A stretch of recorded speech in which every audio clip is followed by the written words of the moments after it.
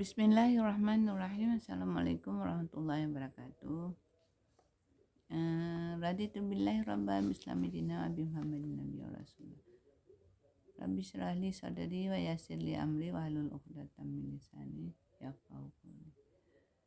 Teman-teman semuanya, pada hari ini jumpa lagi dengan saya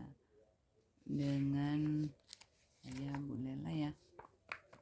Hari ini akan saya sampaikan tentang sikap terhadap lingkungan. Nah, lingkungan yang bagaimana? Lingkungan sekolah, lingkungan rumah. Nah, kita harus menyampaikan kepada anak bahwa Allah menciptakan alam ini sebagai sumber potensi bagi kehidupan manusia. Nah, ada air, ada tanah, ada tumbuh-tumbuhan, ada hewan, serta alam semesta. Ini adalah komponen lingkungan hidup manusia. Nah, makanya sesekali anak dibawa ke sawah, ke gunung. Jadi dibawa ke kolam, dia melihat ada air, ada sawah, ada tumbuh-tumbuhan. Di sekolah ada nggak tumbuh-tumbuhan? Kasih tahu sama anak. Manusia dapat mengubah alam menjadi sumber kehidupan yang positif dan bermanfaat, dan dapat pula mengubah alam menjadi sesuatu yang negatif dan membahayakan. Nah, apa yang positif? Nah, menanam pohon. Nah, untuk apa kita menanam pohon? Katakan sama anak, ayo anak-anak hari ini kita menanam bunga. Untuk apa menanam bunga? Kalau bunga hanya untuk keindahan mata, untuk memperoleh oksigen, ya. Nah, kalau misalnya kita menanam pohon, untuk apa pohon? Kita tanyakan sama anak, dan kita ajak anak-anak menanam 1000 pohon. Dulu udah dicanangkan sama Pak Presiden sebelum Bapak Jokowi, itu menanam 1000 pohon. Jadi semua orang menanam pohon, setiap rumah ada pohon, Jadi lingkungannya asri ya, banyak pohon. Manusia serta makhluk hidup yang ada di dalam ini tentu ingin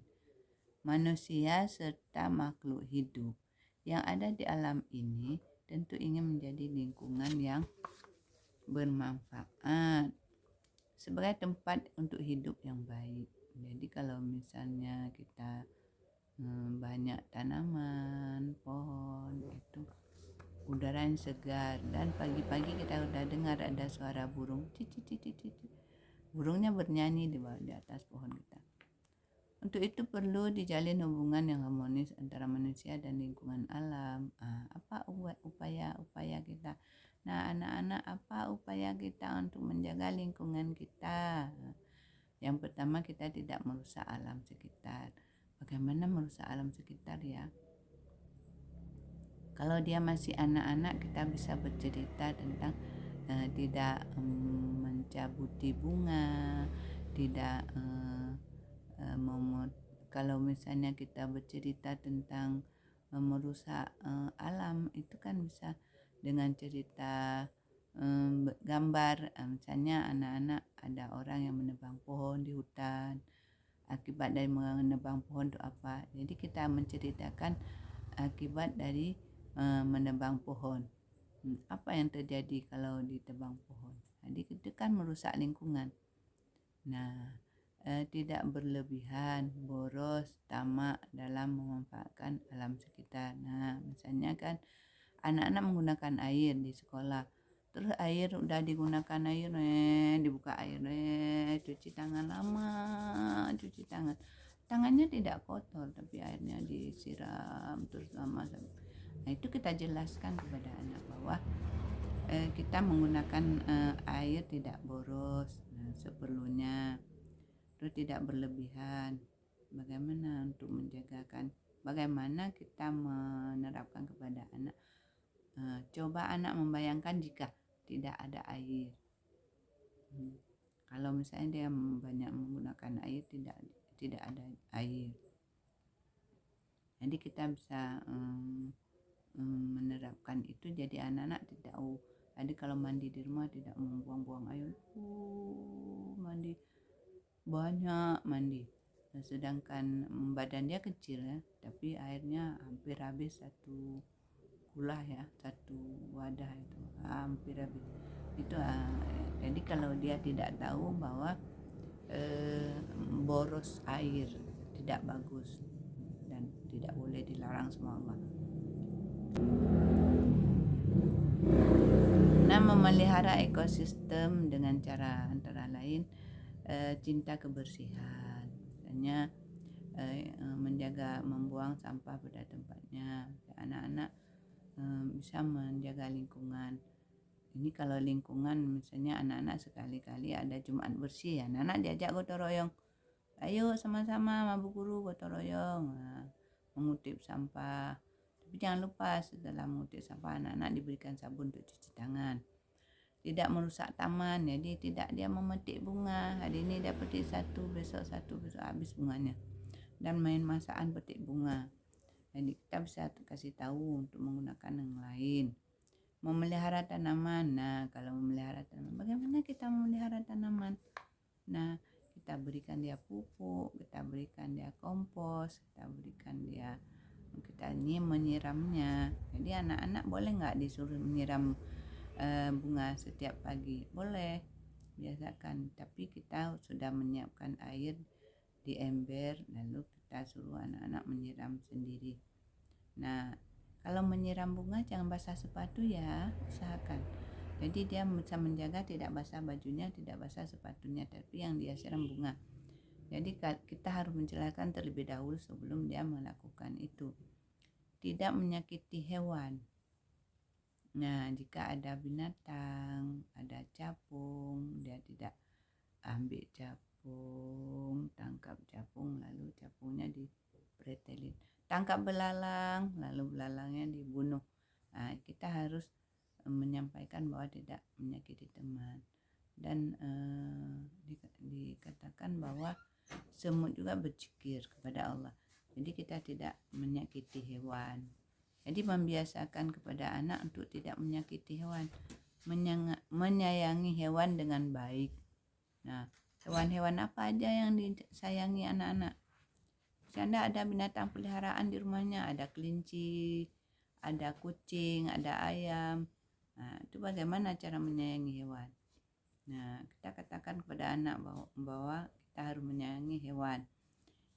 Hewan-hewan yang peliharaan kita. Ada orang yang memelihara burung, ada orang yang memelihara ikan di dalam akuarium atau di kolam, itu diberikan makan, jangan dibiarkan dia lapar. Juga kucing harus dikasih makan, kelinci dikasih makan, terus dibersihkan dia, kelinci harus dimandikan, dikeringin bulunya biar bersih. Jadi tidak sembarangan menyakiti hewan. Jadi harus menyayangi hewan, mengambil sampah dan membuang pada tempat sampah. Nah, kalau misalnya anak-anak udah makan, biasakan sampahnya tidak dibuang bawah meja, langsung dibuang di tempat sampah. Itu saya sudah melihat banyak anak yang udah diberikan masukan oleh guru, dia sudah melakukan membuang sampah pada tempatnya, itu sudah biasa. Tidak membakar sampah. Nah, untuk menjaga lingkungan, kita kan harus tahu kalau membakar sampah itu, asap sampah itu akan membuat lapisan ozon menipis. Kita harus ceritakan bahwa itu kita pelajari dulu supaya kita tahu bahwa lapisan ozon itu apa dan bagaimana. Kita tidak mungkin nanti ada anak yang bertanya di luar dugaan kita. Seperti anak yang pintar itu pernah bertanya begini, Bu Guru, kok ada siang ada malam ya Bu Guru? Bagaimana itu? Kita sudah menjelaskan bahwa perputaran bumi nggak ada, ini abang duduk nih nggak ada putar buminya. Itu pernah saya didebat sama anak TK. Katanya perputaran bumi yang berputar ini kan tidak terasa oleh kita. Jadi kita harus mempraktekkan dengan bola dan senter yang terjadi proses yang mana. Nah, tidak hemat memakai airnya tadi, tidak boros ya, tidak boros berarti hemat memakai air. Nah itu tidak boros memakai air, tidak bermain api. Nah anak-anak kan suka bermain api, itu biasanya main kembang api atau main korek-korek. Dia suka bermain api, tapi kita harus jelaskan bahwa bermain api itu sangat berbahaya. Jadi anak-anak tidak boleh bermain api. Jika misalnya, apalagi kita harus cerita, misalnya kita menceritakan bahwa ini kebakaran gunung dari bermain api. Misalnya ada orang hisap rokok, rokoknya dibuang, lalu ada rumput-rumput yang kering, lalu terbakar besar sampai besar apinya sampai terbakar gunungnya.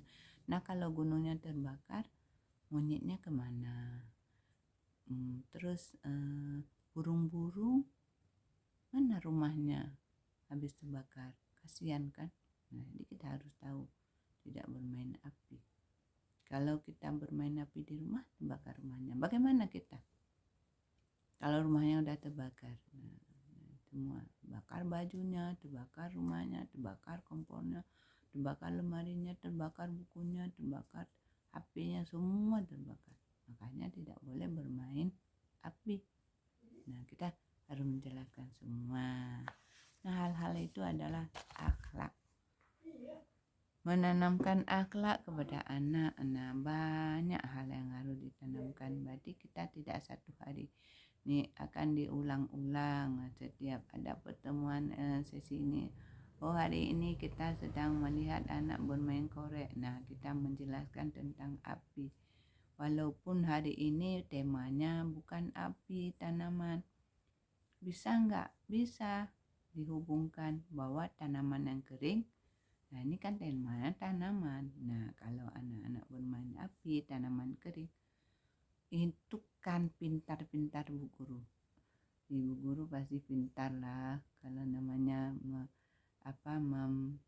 mengintegrasikan antara objek satu dengan objek yang lainnya. Jadi harus disesuaikan. Walaupun tema yang berbeda, tapi dapat kita menjelaskannya. Oke, ini mungkin ini saja yang dapat saya sampaikan tentang menjaga lingkungan, sikap terhadap lingkungan. Jadi anak-anak harus mengetahui bahwa sebagai pribadi manusia Indonesia, sebagai pribadi manusia beriman, bertakwa kepada Allah, harus melindungi lingkungannya. Berarti sebagai orang muslim juga harus menjaga lingkungannya. Teman-teman semua jangan lupa ya di subscribe, like, and share. Saya akhiri, assalamualaikum warahmatullahi wabarakatuh.